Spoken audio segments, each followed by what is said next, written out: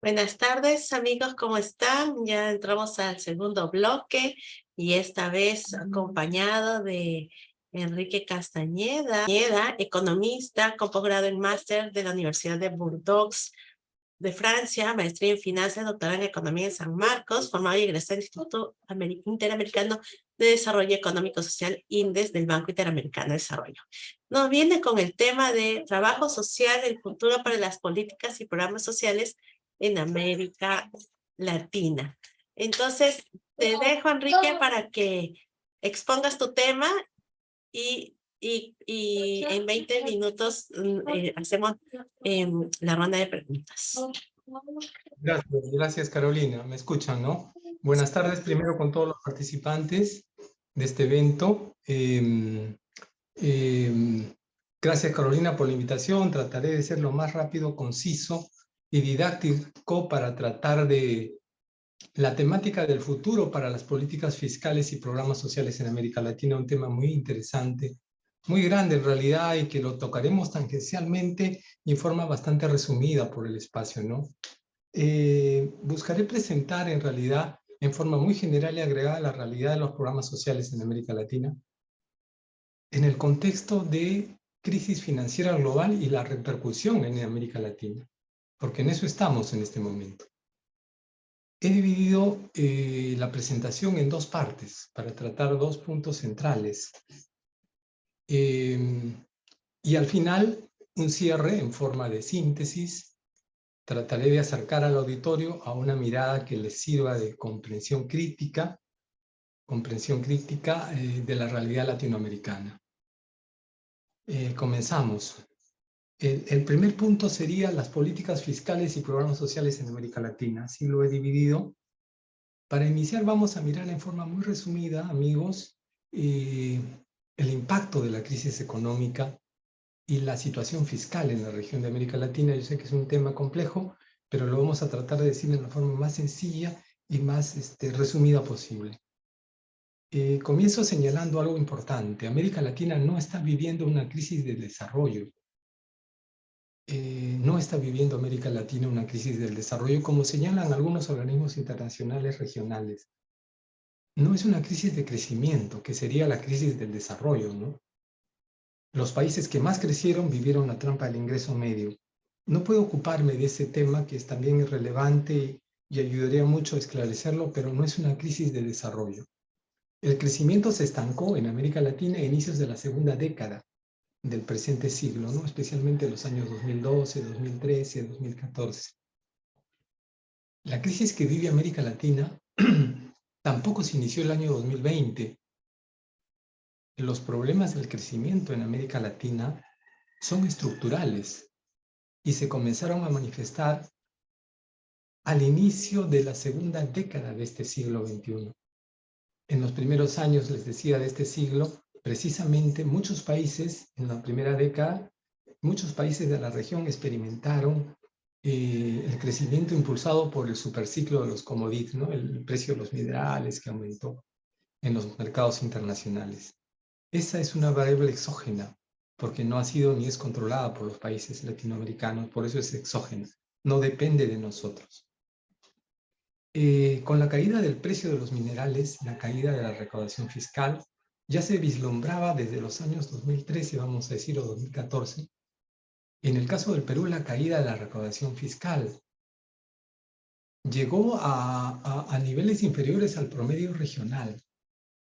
Los años 2015 y 2016 el promedio era 14% con relación al Producto Interno Bruto, cuando el promedio regional era de 21% con relación al PIB también, ¿no?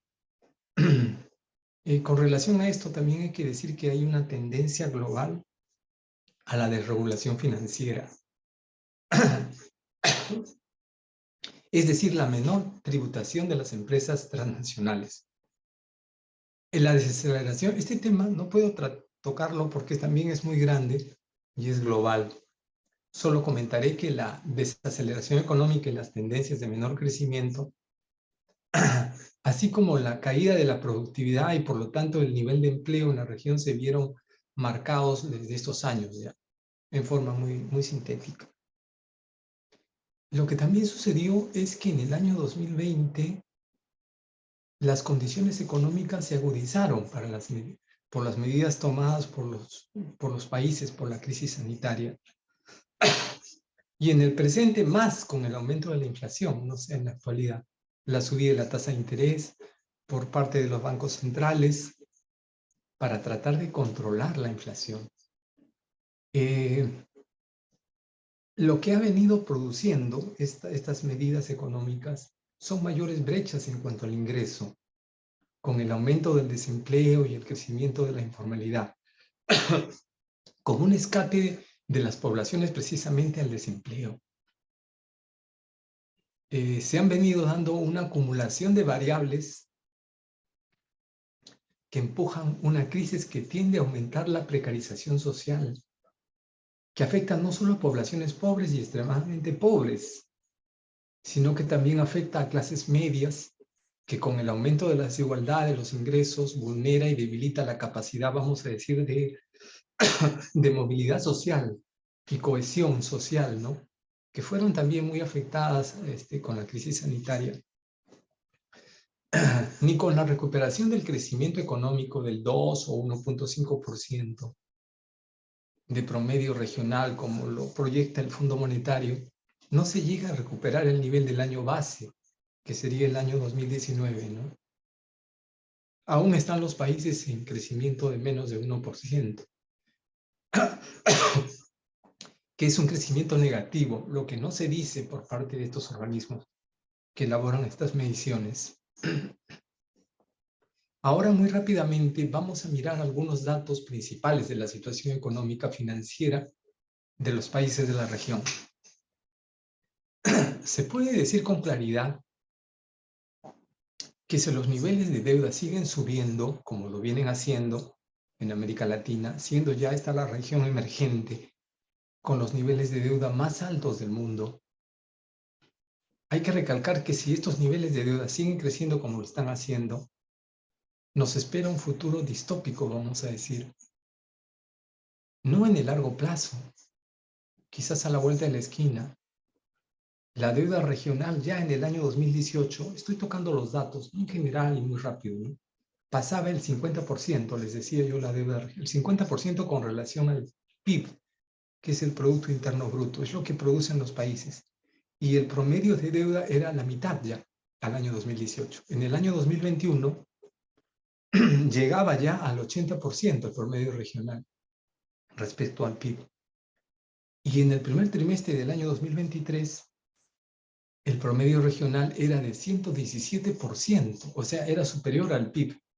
Y que para las economías más grandes, Brasil, Argentina, México, los países más grandes, llegaba a representar en promedio el 140% con relación al PIB. Esta información es de CEPAL, corroborada por el Fondo Monetario, ¿no? Esa es la situación de la deuda. Solo a inicios del 2023 la deuda externa llegaba a 5.8 billones de dólares con respecto al PIB regional en cifras globales. Ahora, a mediados de julio del año 2023, ya no sabemos cómo se refleja esa deuda. Pero eso es porque la deuda es principalmente un flujo. Los 5.8 billones de dólares fueron un stock, o sea, fueron una foto del momento. Eso es el stock, esa es la diferencia. La diferencia es que un flujo está permanentemente actualizándose y cambiando. En esta coyuntura de crisis financiera global, la progresión para el incremento de deuda es muy alto. Además es variable. Es variable, vamos a decir, con la variación del riesgo global, es variable con la variación del riesgo país, es variable por el efecto del contagio de los países cercanos que entran o que pueden entrar en default, que es el incumplimiento. Y esto va a endurecer las condiciones de los acreedores. Incremento de tasas de interés, primas de riesgo. Todo eso hace variable el monto de deuda, las mismas que pueden variar también en días, ya no solo en semanas o meses. Es variable con las tasas de interés internacionales, con los tipos de interés sobre la deuda, con el precio con el aumento del precio de las divisas y principalmente el dólar, ¿no? Que sigue apreciándose en la región de América Latina.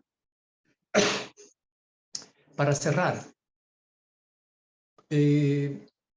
lo que más afecta ahora a los países de América Latina es que se viene produciendo una enorme transferencia de deuda originada en los países desarrollados y especialmente en los mercados de capitales, la que hoy está siendo contraída por los países de América Latina.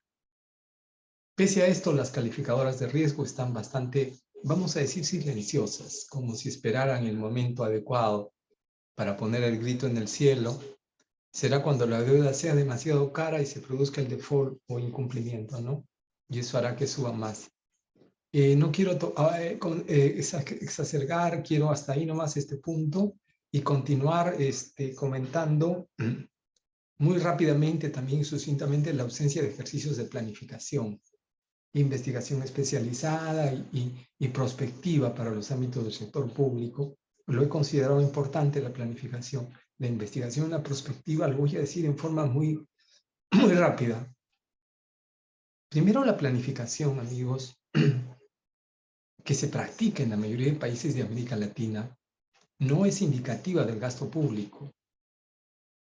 ¿Qué estoy diciendo? Es decir, no se define el gasto financiero a partir de ejercicios de planeamiento en la mayoría de países, sino en todos, ¿ah? Y esto es así por la carencia de investigación y desarrollo en el ámbito público. Y si se hace es muy poca. Y su incidencia en la toma de decisiones, especialmente de la fiscal, es ínfima, vamos a decir, o es ausente, ¿no? Por lo que siguen siendo los presupuestos en América Latina inerciales. El crecimiento inercial, amigos, es una inercia, como su nombre lo indica, ¿no?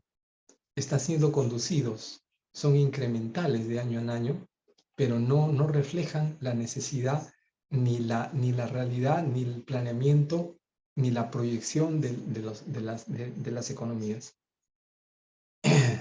Pese a algunos avances por países, no han salido aún del corto plazo, vamos a decir, para las políticas públicas y financieras. En la mayoría de países de América Latina, las políticas son de coyuntura, son reactivas o a efectos o síntomas de problemas públicos como desastres, siniestros, eventos críticos que impactan en las sociedades en determinado momento, ¿no? O circunstancia. Pero las políticas de largo plazo, especialmente hoy en día para los países de América Latina, están siendo definidas desde organismos internacionales, donde los gobiernos están asumiendo compromisos supranacionales de ejecución de las mismas. Lo que es más cómodo para gobiernos clientelistas, ¿no?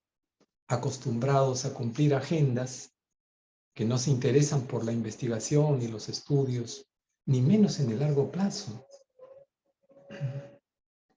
y que su desempeño no se evalúa por resultados. Estos en realidad son gobiernos muy limitados, vamos a decir. Soy muy blando al calificarlos de esta manera, ¿no?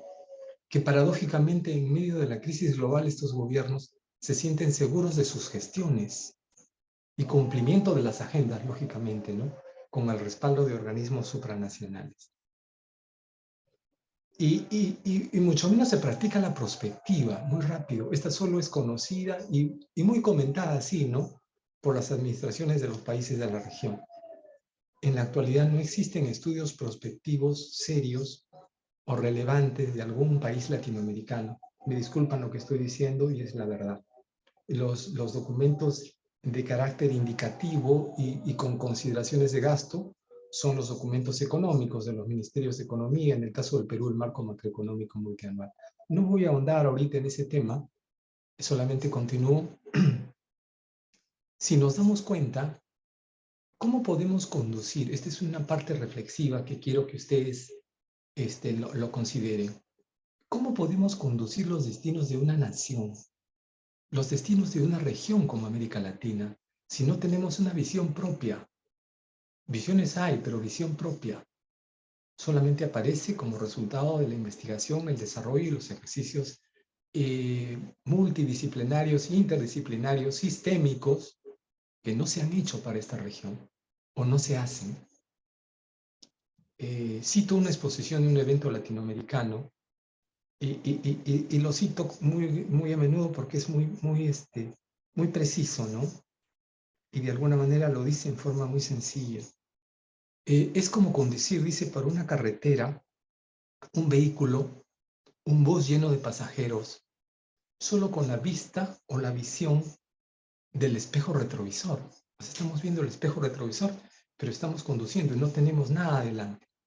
No podemos ver, ¿no? Sin luna frontal no se puede ver la autopista que viene.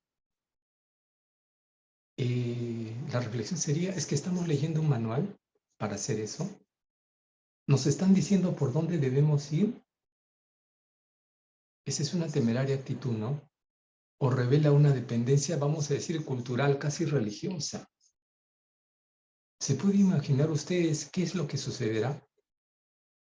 Ya no en el largo plazo. No sabemos cómo arriesgamos el destino de los pueblos de América Latina. Solamente para terminar sobre este punto de la planificación y la prospectiva y la investigación y los estudios sistémicos que están de moda, pero en el mundo, no en nuestra región mucho. Solamente cuando comenzamos a visionar con claridad el camino, sin condicionamientos, es decir, sin indicaciones, sin manuales, sin teorías o advertencias de los que creemos referentes, es cuando ponemos la luna frontal. Solo ahí descubrimos o descubriremos que el futuro es una extensión de nuestra comprensión de la realidad presente y de la urgencia de este momento. Hasta ahí ese punto, porque estoy haciéndolo muy resumido, me van a disculpar y voy a tratar de avanzar para cumplir con el cronograma y el tiempo asignado. El punto 2, les decía, es el futuro del trabajo en la región de América Latina. También voy a comenzar en forma muy general mostrando el panorama de los mercados laborales, la desocupación e informalidad en América Latina, porque esa es la realidad, pero muy genérico también, ¿no? Estamos ahora, podría haber utilizado documentos de la Organización Internacional del Trabajo para mostrar datos, pero no es no tan importante o tan relevante los datos solamente como datos, ¿no? Estamos ahora en medio de una crisis económica y de desempleo en el mundo. América Latina, al ser la región con más desigualdades en el mundo en cuanto a la redistribución del ingreso, se hace más vulnerable todavía, ¿no? La mayor parte de trabajadores de nuestra región trabajan en el sector informal y carecen de una red de protección social. Como señalamos, nuestros países vienen enfrentando diversas crisis, es cierto, ¿no? Pero fue en el año 2020 que se marcó, vamos a decir, el momento de la profundización de la crisis por las medidas tomadas por los gobiernos, justificadas por la crisis sanitaria, ¿no? Según el BID, un dato nada más, solo a junio del año 2020 llegaron a perderse 24 millones de empleos. Esa información se refiere a empleos formales y adecuadamente empleados de la PEA, que es la población económicamente activa. Los mayoritarios en nuestra región de América Latina fueron muchísimos más. Y no hay cifras, no existen cifras oficiales, consensuadas, ni a nivel de organismos internacionales, que sean serias en realidad. Hay algunas proyecciones, pueden verificar lo que estoy diciendo. Van a encontrar diferentes datos. Durante ese periodo pudo mantenerse activa una parte de la fuerza laboral, vamos a decir, ¿no? En medio de la crisis sanitaria, aquella que hacía uso de tecnologías digitales y teletrabajo, se decía, ¿no? Y con poca capacitación a distancia y utilización de plataformas digitales también limitada.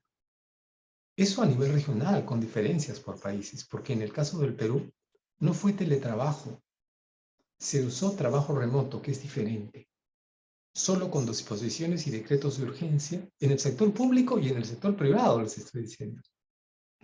solo con disposiciones y decretos de urgencia, sin capacitaciones, sin regulaciones ni protección laboral, lo que favoreció también la tercerización, la subcontratación de trabajadores y los despidos a través de la flexibilización laboral. Esto en el ámbito privado, y en el ámbito público eh, es redundante, ¿no? La poca productividad, vamos a decir, si existiera alguna en el sector público.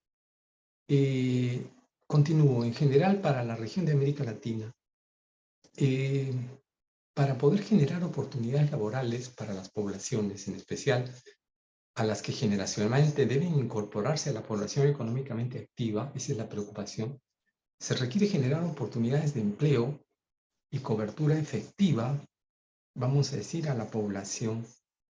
Eh, eh, Esto es importante. Se requiere cobertura efectiva a la población de educación primero y educación especializada después. Y después de eso recién las tecnologías digitales adecuadas.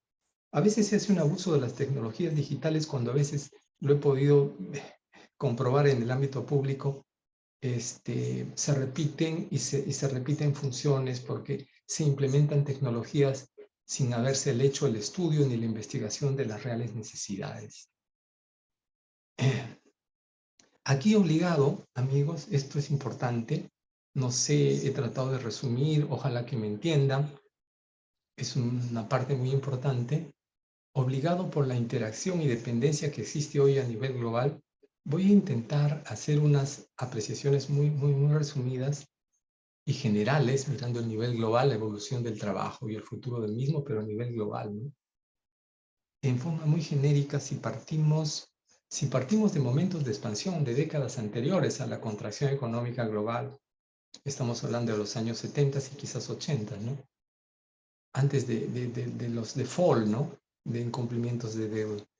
Se podría suponer que el desarrollo tecnológico eliminaba trabajos en los campos en los que se implantaba, pero que el proceso no generaba pérdida de empleos, sino un desplazamiento, vamos a decir, un desplazamiento de estos, dado que la tendencia a la cualificación cada vez más una cualificación cada vez mayor de la fuerza de trabajo productiva, miren lo que estoy diciendo, esta es la idea a nivel global, se correspondía con la creación de nuevas profesiones o tareas productivas. Esa era la tesis de la sociedad postindustrial de Turing, Kenneth Galbraith, Alvin Toffler y otros, ¿no? Que ustedes han leído seguramente. Quizás estas tesis pudieron ser válidas hasta cierto punto, hasta la primera era de las máquinas, donde la relación entre humanos y máquinas está más o menos, vamos a decir, en una relación de complementariedad, donde se permitía que los humanos se desliguen del esfuerzo físico para desarrollar nuevos ámbitos de producción intelectual, y las máquinas quedaban bajo el trabajo más duro y operativo, no teniendo el control de estas. La proyección que se hace de la segunda era o de la segunda edad de las máquinas implica que éstas sustituyan también las capacidades intelectuales humanas. Estarán centradas en sobrepasar el nudo, vamos a decir, el nudo gordiano de la ingeniería relacionada con la creatividad, la inteligencia artificial, la automatización, que junta avances en microelectrónica, biogenética, en nanotecnología, inteligencia artificial, robótica y neurociencia, ¿no? Que son las ciencias convergentes. Esa sería la cuarta revolución industrial, ¿no? Esta deberá promover cada vez más la delegación de los ámbitos de creación, vamos a decir, de creación y sistemas de control productivo a las propias máquinas inteligentes ahora, capaces de desarrollar mejores registros y mejores resultados que los humanos en estos campos. Todo lo cual producirá o produciría un desplazamiento en cada vez más sectores.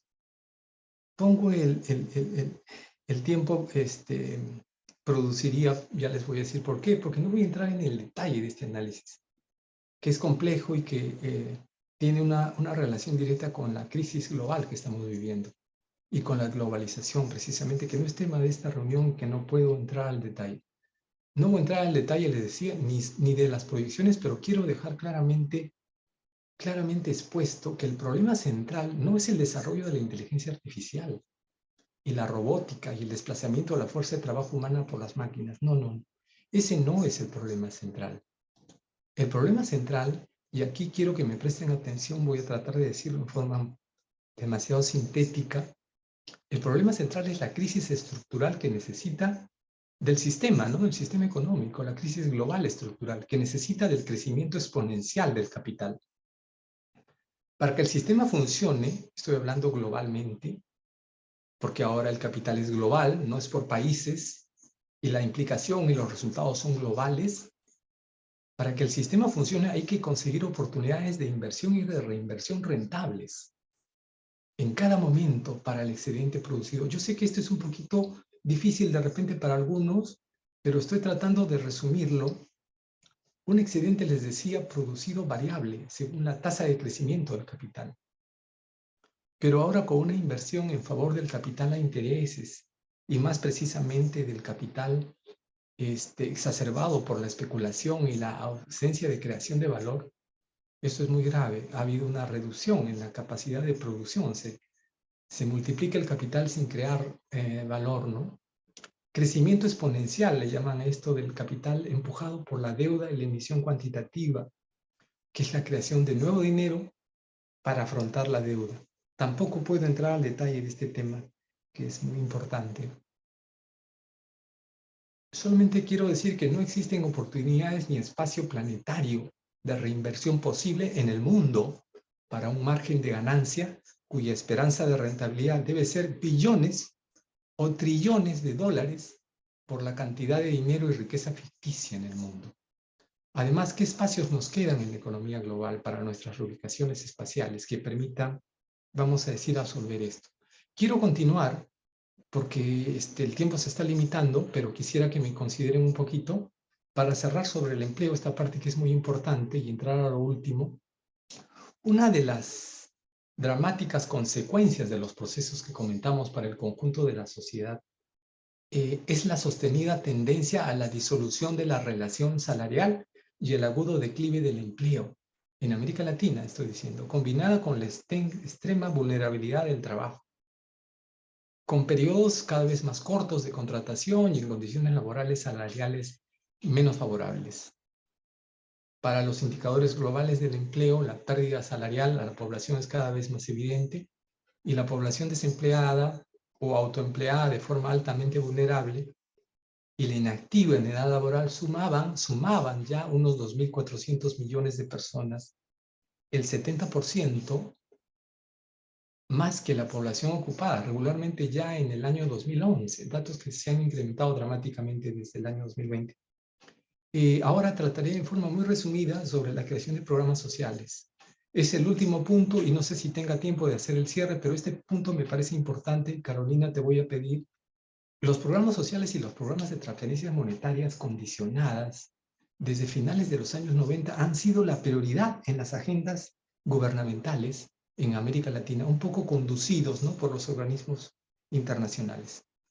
Pero antes es importante señalar cuáles son las condiciones en que en los años 90 se impuso el Consenso de Washington para los países de América Latina. El Consenso de Washington, si cabe la definición, es gestado por una situación de crisis en América Latina, de inflación, como consecuencia del cambio de las condiciones internacionales favorables a los procesos de concentración de los capitales en los centros financieros. Ese fue el proceso de la deuda y la crisis de deuda, ¿no?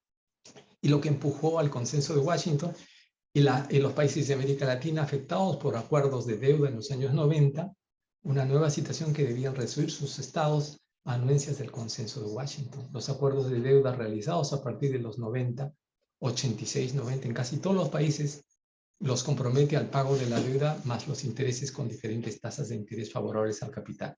No voy a continuar exponiendo que sería importante conocer un poquito más el Consenso de Washington. Solamente quiero decir que esas condiciones con una inmensa cantidad de población en pobreza y precarización, después de la implementación del consenso en los años 90, creció la pobreza en América Latina. Los organismos internacionales propician la implementación de programas sociales y programas de transferencias monetarias condicionadas para combatir la pobreza generada precisamente con los ajustes y shock de consenso de Washington. Ahora, si se puede decir que la lucha contra la pobreza y las desigualdades ha sido una prioridad en las agendas gubernamentales conducidas por los mismos organismos internacionales que propiciaron los ajustes de deuda, las transferencias monetarias condicionadas, vamos a decir, transformaron las políticas sociales y generaron nuevas lógicas de gestión y financiamiento de recursos, sí positivos, y modificaron las relaciones entre los agentes estatales, internacionales, sociedad civil. En el 1997 comenzó en Brasil Bolsa Escola, Bono Solidario en Ecuador, en Honduras el programa de asignación familiar, México Progresa, contaban ya con programas de transferencias monetarias condicionadas. Más tarde el Banco Mundial nos dice, el año 2007, que todos los países de la región tenían ya uno de estos programas. Desde su implementación, los programas han sido analizados por centros de investigación, think tank, académicos, organismos internacionales. Dentro de esta literatura existen distintas posturas y opiniones, pero pocas evidencias que estas estrategias se han mostrado como responsables de disminuir los porcentajes de pobreza en la población de los países de América Latina. Se dice que especialmente lo hicieron en la primera década del siglo XXI, que coincide, ¿no?, con los años de crecimiento en la región, y en países como el Perú se hablaba de la nueva clase media, por poblaciones precarizadas que por un ingreso monetario que solamente se medía, aparentemente ya no estaban en situación de pobreza. A la luz de los años, estamos en el año 2023, amigos, para terminar. Estos programas se implementaron los más grandes desde el 96-97. Vemos que en los años recientes los niveles de pobreza y precarización de las poblaciones han aumentado por las diferentes causas que hemos comentado, pero el trabajo de los programas sociales, ¿en qué medida ha reducido o ha sido un paliativo, vamos a decir? Se decía que la pobreza se reducía cuando se medía solo pobreza monetaria, y por el impacto de una transferencia, muchas poblaciones dejaban de pertenecer a unas categorías de precarización social, ¿no? Pero para cerrar este punto, amigos, existen evaluaciones de impacto, vamos a decir, de los programas de transferencias condicionales. Existen evaluaciones para medir los indicadores de resultado cada 5, 7, 8, 9 años. Muy pocos en realidad, por las debilidades en definir y lograr evidencias científicas para las condicionalidades. Por eso son programas de transferencias monetarias condicionadas, porque tiene que haber condicionalidad, que muchos ya no la tienen. Pero lo más importante para repetir una frase bonita como un eslogan, romper la transferencia intergeneracional de la pobreza, yo pregunto, ¿cuándo se hizo? ¿Cuándo se midió? Para eso se precisa de investigaciones y estudios longitudinales. Estudios longitudinales son de 30 a 40 años o más, donde se estudiara poblaciones específicas y evaluar si los hijos de esas poblaciones, hace 30 a 40 años, poblaciones pobres o extremadamente pobres, salieron de la pobreza. Poblaciones con carencias de la educación, la salud y otras, y sus hijos apoyados por estos programas pudieron superar morbilidades, nutrición crónica, si desertaron en los procesos educativos exitosamente y no desertaron y llegaron a la edad adulta cumpliendo el logro de ser ya no como sus padres. Disculpen, he sido muy apretado. Ahí sí se rompería la transferencia intergeneracional de la pobreza. Esto no se ha hecho y está lejos de hacerse. Entonces no se debería declamar el eslogan muy bonito, pero carente de evidencias. Disculpa, Carolina, que me he cedido. Las conclusiones de esa manera solamente son indicativas, así que lo dejamos ahí, y de repente para que la gente comente o pregunte, me parece más importante. Gracias. Gracias, Enrique. ¿Habrá alguna pregunta para Enrique? Chicas, ¿algún mensaje, alguna consulta, recomendación, experiencia? ¿Mm? No, Enrique, bueno, sabemos que estamos en una situación de crisis global, ¿no? Y obviamente eso afecta a todos los países, ¿no? ¿Y cómo vislumbras nuestra economía en el Perú y en Latinoamérica, la región, en el próximo año? Bueno, yo decía, Carolina, y eso es algo que lo comenté, que los indicadores de crecimiento dan indicadores a partir del Fondo Monetario, la CEPAL, de 1 o 2% en América Latina, pero hay que precisar que ese crecimiento todavía está en terreno negativo, porque la caída del año 2019, perdón, el año 2020, porque el año base es tú creces con relación a algo, se mide un año base. En este momento para todos el año base es el 2019. Los países todavía no se han recuperado y los crecimientos son negativos. Ese 1 o 2%, en muchos casos, como en el caso del Perú, no llega a recuperar el empleo ni el crecimiento del año 2019. Entonces, hay que ser positivos en el sentido de que se abren también oportunidades, ¿no?, para América Latina. Hay que ser críticos para cambiar, para poder cambiar. Eso es algo que yo decía desde la planificación, ¿no? Tenemos que comprender la realidad, la necesidad del momento urgente para tomar decisiones en el presente. Esa es la perspectiva. O sea, es comprender la necesidad del momento actual para tomar decisiones ahora. Y decisiones económicas, ¿no? Decisiones financieras en América Latina. Disculpa que me excedí un poquito. No sé si tienen por ahí otro comentario. A ver, chicas, abran su micro el que desee o dejen mensaje en el chat. Si no desean hablar.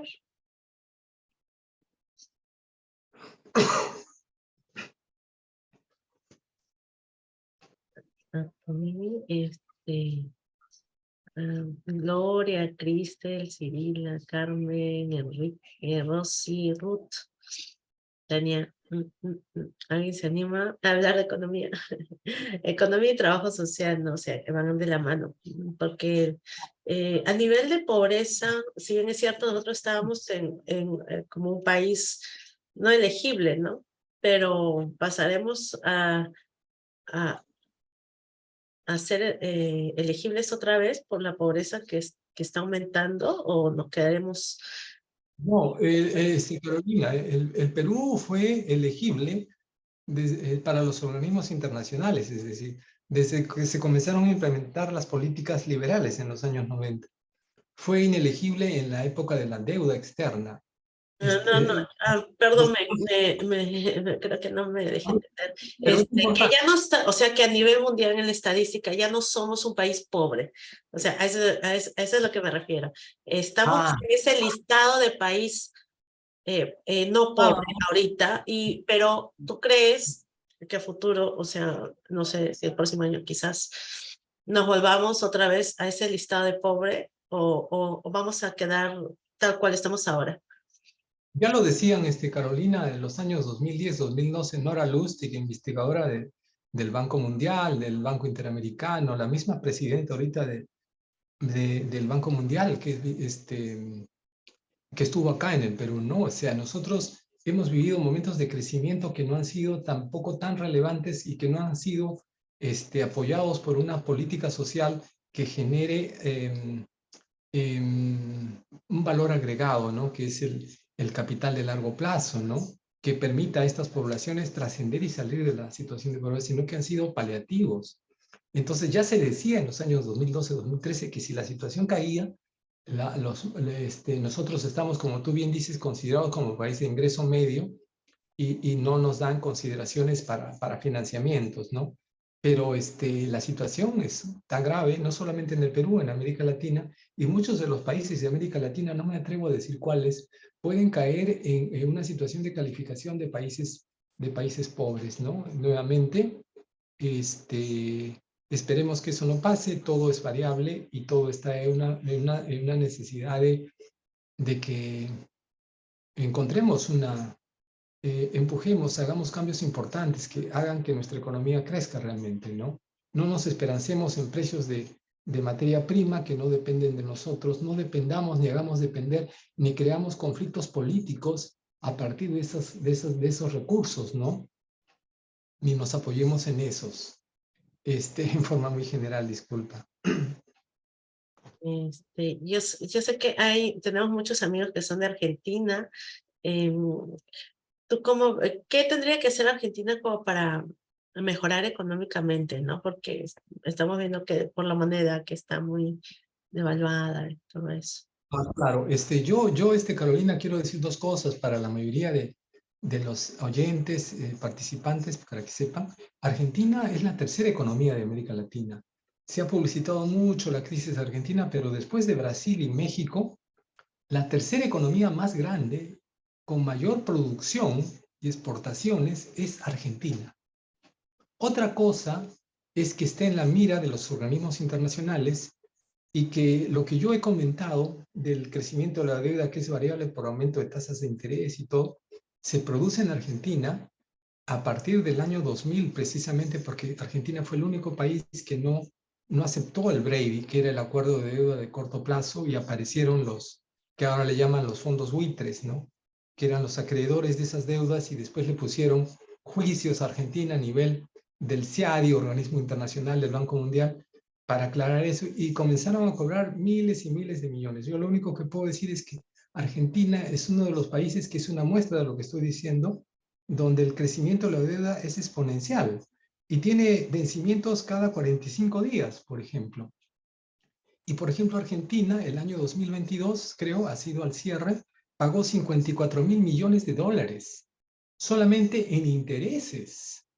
Otro problema es el problema político que se produjo con el presidente Macri cuando estuvo en el gobierno y hizo incrementar la deuda también en forma muy grande, y después se ha tenido que asumir esa responsabilidad, ¿no? Entonces, la situación de Argentina también es conflictiva porque estamos en una situación global delicada, pero podría cambiar si las variables globales cambian, si el mundo se dirige ahora mirando globalmente, es complejo porque es global, si el mundo se dirige a un mundo multipolar donde crezca un bloque latinoamericano con el liderazgo, vamos a decir, de Brasil, lo que ahora se está haciendo. Por ejemplo, Argentina ha pagado su último pago al Fondo Monetario utilizando yuanes, moneda china también. Entonces, el empoderamiento del dólar y del momento financiero global también es un tema de crisis y de confrontación en este momento. Pueden las cosas cambiar y podría América Latina salir de este entrampamiento si es que confía en sus capacidades. Y eso depende no de ellos, nadie nos va a apuntar y nos va a disparar, no hagan esto, depende de nosotros como sociedades, depende de la unidad, de la visión de largo plazo que tengamos, de liderazgo compartido, porque ahora el liderazgo debe ser compartido, y de la conducción correcta de nuestras sociedades para cambiar todo esto. Estamos también en esa oportunidad. Todo está abierto, Carolina. Hay mucha crisis, pero precisamente esa crisis permite o podría permitir cambiar todo esto también. Yo quiero ser optimista. Sí, todo es posible, sí. Tenemos fuerza y mejoramos, ¿no? Mejoramos nuestros modos de ver las cosas. Creo que todo se puede todavía. Muchas gracias, Enrique. Realmente es muy ilustrativo toda esta explicación. Muchas gracias a todos, y solamente yo he tratado de ser lo menos, vamos a decir, técnico, he tratado de dar una mirada general, solamente que los temas son cargados y es complejo porque es un tema global a final de cuentas y de América Latina. Muchísimas gracias, Carolina. Gracias. A ti, Enrique, muchas gracias.